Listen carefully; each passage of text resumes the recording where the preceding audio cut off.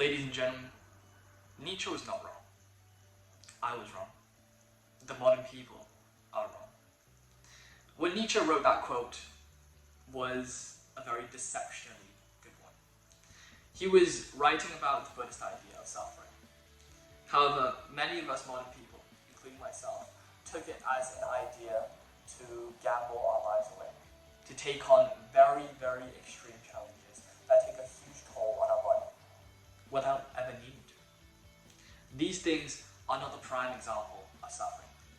These things are the prime example of being stupid. I was very stupid. It was about 2 months ago when I actually followed people like David Goggins. Bear in mind, he is a great guy, and I'm sure that all his ultramarathons, or whatever he does, is actually quite safe, because he's been in the army for 25 years and he's actually a trained guy. Whereas myself and all these people around me, like these young teenagers you see on social media, I tried to do a marathon without training because I believed in the idea that I had to put my body through suffering to make it stronger. I believed that I should absolutely kill my body because I was trying to prove to myself the idea that why not? Who says I cannot? This was after running my half marathon, and to be realistic, my half marathon was not that bad. It was one of those things that I just went on a whim.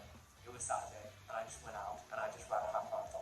It was okay. It was 2 hours. It was not too bad. These things are some things that your body can handle. However, my marathon that I ran on June 22nd, 2023, was something that my body could not handle. I ran for 6 hours in a row. And I remember that day, my friend and I, we were out in our local park at 9 a.m. and we were just training and everything with stretching and stuff. We never actually even ran I didn't run for the entire week before my marathon. And I was totally and utterly unprepared. But I thought it was such a cool thing to do. I thought it was such a cool thing to go out and run a marathon. And that's what I did. We literally brought 3 bottles of water. That is not enough, by the way. If you go out and run a marathon, bring more water. We brought 3 bottles of water, 1 bottle of Lucozade. No, it's probably 2 bottles of water and 1 bottle of Lucozade. And what we did was that we would run the entire circumference of our park, which was 7 kilometers. We would get back to our starting point. Then we would do these what you see in Formula 1, these kind of pit stops. Then we just run around the circle. Then we would drink our things, 1 sip at a time.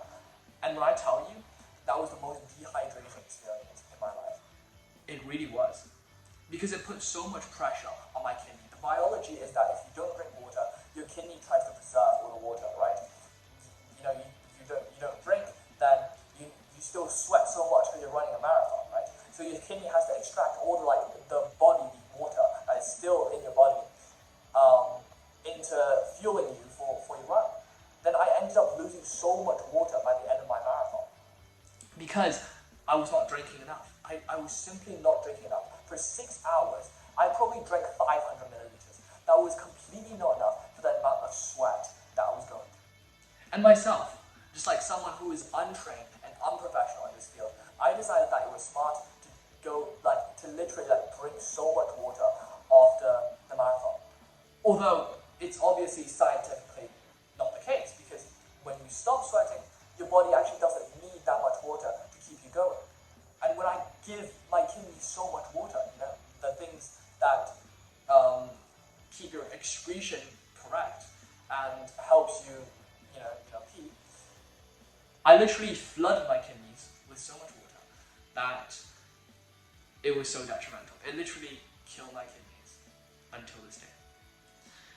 It was the day after I did my marathon when I started having terrible diarrhea. It was one thing that was unimaginable. And I literally had it again and again and again. I'm not gonna lie to you, I literally thought I had lactose intolerance because I was drinking milk and everything. But I didn't. I never had any allergies in my life.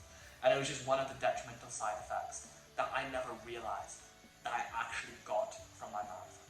My kidneys were not working properly. Neither do they work properly today. When I tell you, 2 months after my actual marathon, I'm still getting terrible, terrible diarrhea sometimes. It was only 3 days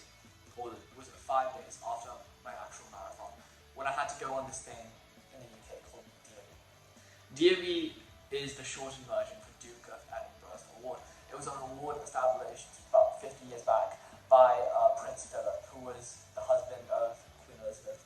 And the idea of this is to put ourselves through suffering again.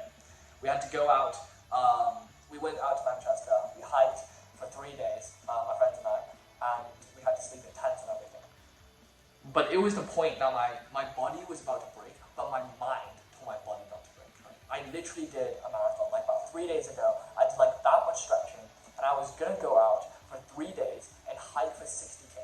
I was gonna hike for 60k after I did my 42k marathon. And that was the catalyst for my kidney failure again. Because obviously, I still thought it was lactose intolerance, so I just stopped eating lactose.